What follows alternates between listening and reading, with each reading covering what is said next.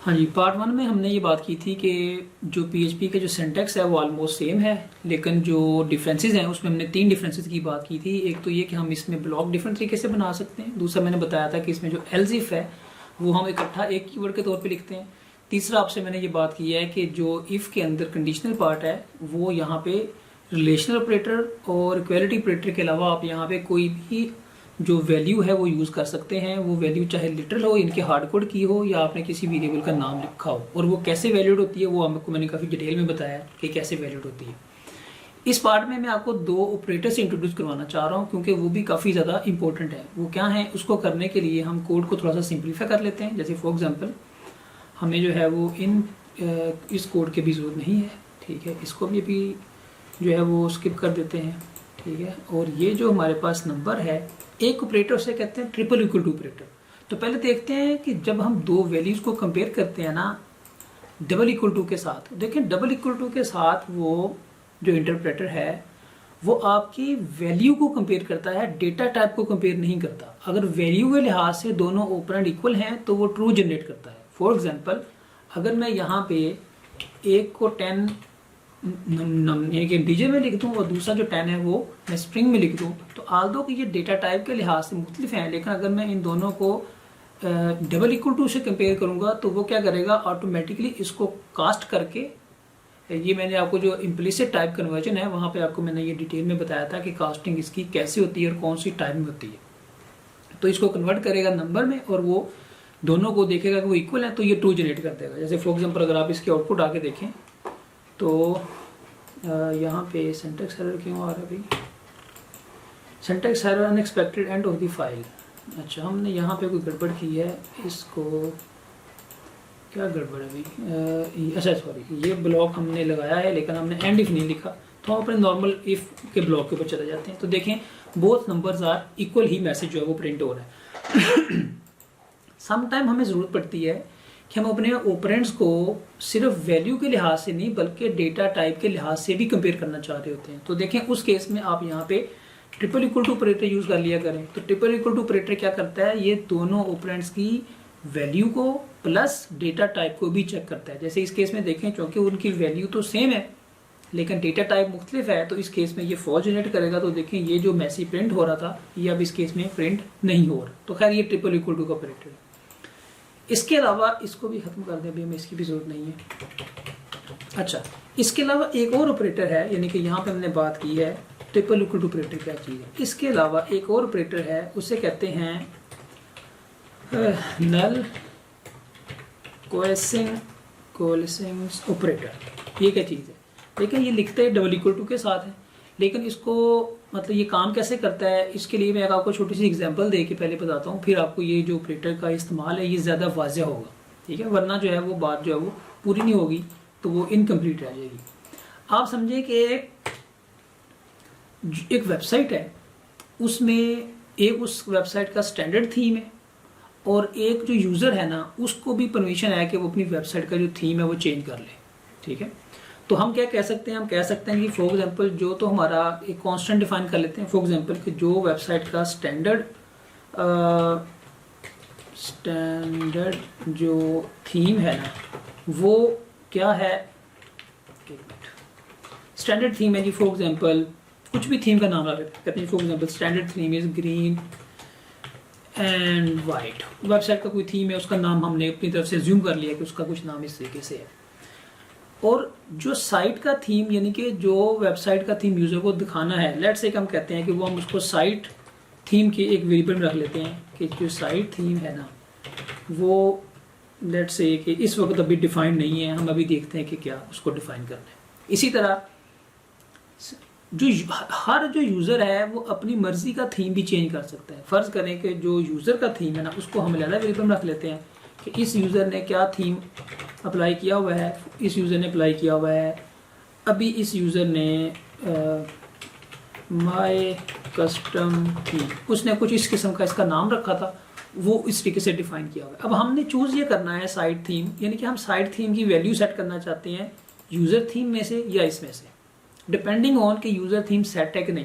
तो इसके लिए हम क्या यूज़ करते हैं, इसको काम को करने के 3 तरीके हैं। पहला तरीका ये है कि आप चेक कर लें कि क्या यूज़र थीम डिफाइंड है, अगर डिफाइंड है तो साइड थीम उसी को अप्लाई कर दें। फॉर एग्जांपल इस सेट को यूज़ करें, यानी कि क्या जो यूज़र थीम है, ठीक है, यूज़र थीम क्या डिफाइंड है। अगर तो यूज़र थीम डिफाइंड है तो जो हमारी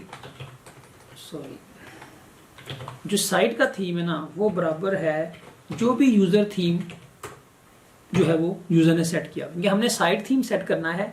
साइट थीम क्या होगा, अगर तो यूज़र ने अपना थीम कोई सिलेक्ट किया हुआ है तो वो होगा, अगर उसने सेलेक्ट नहीं किया हुआ यानी कि वो नल है फॉर एग्जांपल तो स्टैंडर्ड थीम होगा। फॉर एग्जांपल ये सिनेरियो है, तो हम क्या करेंगे, अगर तो ये सेट है तो ये, वरना क्या करना है, वरना हम ये करेंगे कि जो हमारा साइट का थीम है ना वो इक्वल टू होगा स्टैंडर्ड थीम के, ठीक है। तो नॉर्मल जो कन्वेंशनल तरीका है ना इस काम को मैनेज करने का वो ये है, ठीक है। अब हम बात करते हैं कि इसको सिंप्लीफाई किया जा सकता है कि नहीं, यानी कि इसी चीज़ को यही काम करना है। तो आपको जो भी आपने फर्स्ट प्रोग्रामिंग लैंग्वेज सीखी है उसमें अगर आपको एक सिंटेक्स याद हो, टर्नरी इफ एक चीज़ होती थी। टर्नरी इफ क्या है कि हम इफ एल्स को सिंपल ब्लॉक में कन्वर्ट कर सकते हैं। फॉर एग्जांपल मैं इस ब्लॉक को यानी कि यही वाला कोड एक और इक्विवेलेंट कोड में कन्वर्ट कर सकता हूँ। वो क्या है, वो मैं यहाँ पे लिखूंगा कि जो साइट थीम है, लेट्स से पहले इसकी आउटपुट चेक कर लें ताकि आपको साथ साथ वाज़ह हो कि देखें इसकी आउटपुट क्या आ रही है। अभी हमने कुछ प्रिंट नहीं किया तो यहाँ पे हम इको कर लेते हैं जी कि जो हमारा साइट थीम है ना वो क्या प्रिंट हुआ है, डेट से कि वो साइट थीम हम एक दो प्रिंट करके देख लेते हैं ताकि हमें पता चलता जाए कि भाई इस वक्त क्या साइट थीम। तो देखें साइट थीम क्या है, माय कस्टम थीम। क्यों, क्योंकि यूज़र थीम कोई सेट था।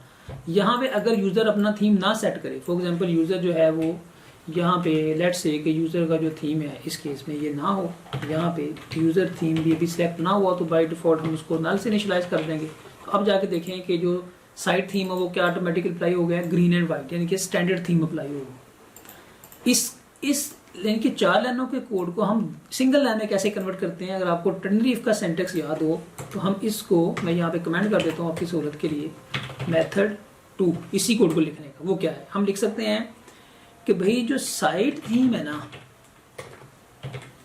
ओहो साइट थीम है, ये बराबर है कि आप चेक कर लें कि यूज़र थीम डिफाइंड है कि नहीं, ठीक है। आप फॉर एग्जांपल चेक करें इज सेट क्या चीज़, यूज़र थीम सेट है कि नहीं, क्वेश्चन मार्क। अगर तो यूज़र थीम सेट है तो क्या करना है, यूज़र थीम ही साइट का थीम है।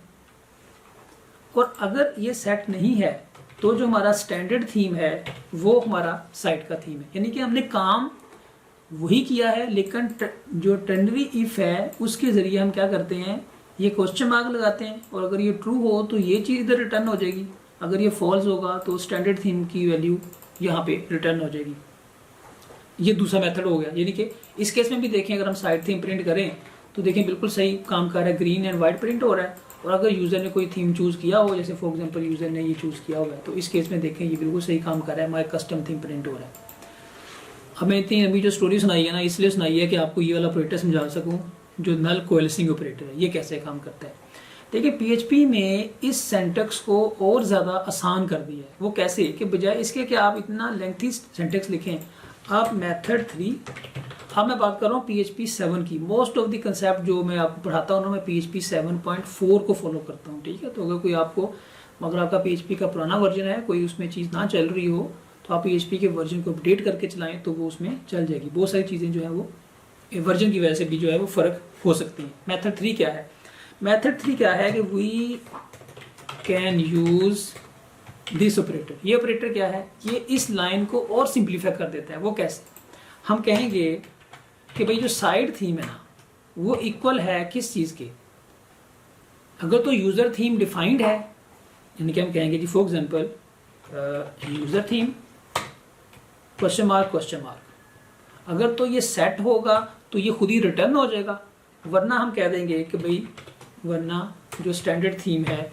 वो यहाँ पे अप्लाई कर दो। यानी कि देखिए इसमें हमने इसी सेंटेक्स को और ज़्यादा सिंप्लीफाई कर दिया है। अब आपको समझ लग जानी चाहिए कि ये कैसे काम कर रहा है। ये ऐसे काम करता है कि जिस वैल्यू के बाद आपने डबल क्वेश्चन मार्क लगाया हो, ये देखता है कि वो वैल्यू क्या डिफाइंड है कि नहीं, इस सेट यानी कि आप समझेंगे ये यूज करता है इंटरनली। अगर वो नॉन नल हो तो वो रिटर्न कर देता है उसकी वैल्यू को, यानी कि अगर वो डिफाइंड हो। अगर वो डिफाइंड ना हो तो स्टैंडर्ड थीम यानी कि जो भी राइट साइड पे आपने ऑपरेंड लिखा है उसकी वैल्यू को आपके लेफ्ट साइड के जो भी आपका ऑपरेंड है उसमें जो रिटर्न कर देता है। तो यानी कि बस थोड़ा सा शॉर्टकट है इस चीज़ को डिफाइन करने का। तो हम फिर क्या करेंगे, अब ये जो मेथड है ये सारा हम यूज़ नहीं करेंगे, इसको मैं बल्कि रिमूव ही कर देता हूँ, ठीक है। तो हम जो है वो मेथड 3 से इसको सिंपलीफाई कर सकते हैं। देखिए इसकी एक और खूबसूरती जो मैंने इसको यूज़ किया ना, तो मुझे इसके अंदर और एक मतलब वैल्यू पता चली, वो ये कि आप इस चीज़ को राइट साइड पे भी कंकैटिनेट कर सकते हैं, यानी कि इसको मजीद जितनी दफ़ा मर्जी चाहे आप डिफाइन कर सकते हैं। इसकी एग्जांपल है, समझें कि फ़र्ज़ करें एक वेबसाइट है, उसमें 3 लेवल के थीम है। एक है जो वेबसाइट का स्टैंडर्ड थीम है, एक है जो एडमिन ने सेट किया हुआ है, और एक है जो यूज़र की मर्जी, यूज़र भी सेट करना चाहे तो कर सकता है। तो फॉर एग्जांपल हम कहते हैं जी कि एडमिन भी एक बंदा है, साइट थीम है, स्टैंडर्ड थीम है, उसके बाद एक और है, उसको वेरिएबल ले लेते हैं, कांस्टेंट नहीं लेते, कि एडमिन थीम। एडमिन ने कौन सा थीम सेलेक्ट किया है, हम कहते हैं जी for example theme by admin. For example ये यानी कि एडमिन ने ये वाला थीम सेलेक्ट किया वेबसाइट का, स्टैंडर्ड थीम उसका ग्रीन एंड वाइट है, और जो यूज़र है उसने अपना ये वाला सेट किया। तो हम क्या कह सकते हैं, हम कह सकते हैं यूज़र थीम अप्लाई करो अगर वो डिफाइंड है, अगर नहीं डिफाइंड तो क्या करो, $, एडमिन थीम सेलेक्ट करो, अगर वो भी डिफाइंड नहीं है तो फिर स्टैंडर्ड थीम पे जाओ। अभी आप इसकी खूबसूरती देखिएगा कि जब मैं वापस आके देखता हूँ, देखिए माय कस्टम थीम प्रिंट हो रहा है। क्यों प्रिंट हो रहा है, क्योंकि यूज़र ने अपना थीम डिफाइन किया हुआ था। अगर यूज़र ने थीम ना डिफाइन ना किया हो तो फिर ये इसकी बजाय इसके ऊपर जाएगा। फॉर एग्जांपल अगर यूज़र का थीम यहाँ पे क्या हो, फॉर एग्जांपल नल हो, तो आप देखें थीम बाय एडमिन, यानी कि यहाँ पे क्या इसको ये वैल्यू मिल गई तो उसने वही वैल्यू इसको असाइन कर दी। अगर थीम बाय एडमिन भी, फॉर एग्जांपल एडमिन ने भी कोई थीम ना सेट किया हो तो ये फॉल बैक कर जाएगा साइड थीम के ऊपर। आप देखें ग्रीन एंड व्हाइट के ऊपर फॉल कर गया। तो ये बहुत खूबसूरत सिंटैक्स है कि बहुत दफ़ा ऐसा होता है कि आपके पास फॉर्म से डेटा आ रहा होता है, आपने क्या करना होता है कि चेक करना होता है कि अच्छा अगर वो फॉर एग्जांपल सिटी की वैल्यू आई है तो वही वैल्यू चूज़ करनी है, नहीं आई तो for example default city let's say Lahore है तो वो चूज़ करना है। इसी तरह कोई और सिनेरियो भी हो सकते हैं कि आपको मल्टीपल वैल्यूज़ में से एक वैल्यू चूज़ करनी होती है, यानी कि प्रायोरिटी के लिहाज से कि एक चीज़ की प्रायोरिटी ज़्यादा होती है, दूसरी की प्रायोरिटी कम होती है, तीसरे की प्रायोरिटी उससे भी कम। तो आप प्रायोरिटी के लिहाज से उसकी जो है वो सिलेक्शन कर सकते हैं अपने नल कोएल्सिंग ऑपरेटर को यूज़ करते हुए, जिसका मैंने आपको सारा जो है वो कोड डेमोन्स्ट्रेशन दिया है। तो खैर ये बुनियादी बातें हैं, इनके जो डिफरेंसेस थे वो मैंने आपको काफ़ी डिटेल में एक्सप्लेन कर दी हैं। अगर आप इफ एल्स की यानी कि थॉरली अंडरस्टैंड करें, ख़ास तौर पे इसमें जो फॉल्स का कंसेप्ट है, तो आपके जो लॉजिकल एरर्स हैं वो बहुत ज़्यादा मतलब कम हो जाएंगे और आपका जो टाइम है वो बाद में सेव होगा। देखें जब बंदा प्रोग्रामिंग कर रहा होता है ना, तो उस वक्त इन चीज़ों को एक्सप्लोर करने का जो है ना वो टाइम नहीं होता, उस वक्त डेडलाइन होती है काम की। तो हमारे बहुत सारे इशू जो है वो हमारी इन्फॉर्मेशन या अपनी अंडरस्टैंडिंग की कमी की वजह से हम अपने प्रोग्राम के अंदर जो है वो बग्स इंट्रोड्यूस करवा रहे होते हैं। तो आप एक दफ़ा एफर्ट करके इन चीज़ों को ज़रा मतलब ग्रिप कर लें तो आपको बाद में जो है वो डेवलपमेंट के दौरान आपका टाइम जो है वो बहुत ज़्यादा फिर कम लगेगा। तो खैर इसके लिए इतना काफ़ी है, बाकी इंशाल्लाह हम नेक्स्ट वीडियो में भी कोई इसी और टॉपिक पे बात करेंगे।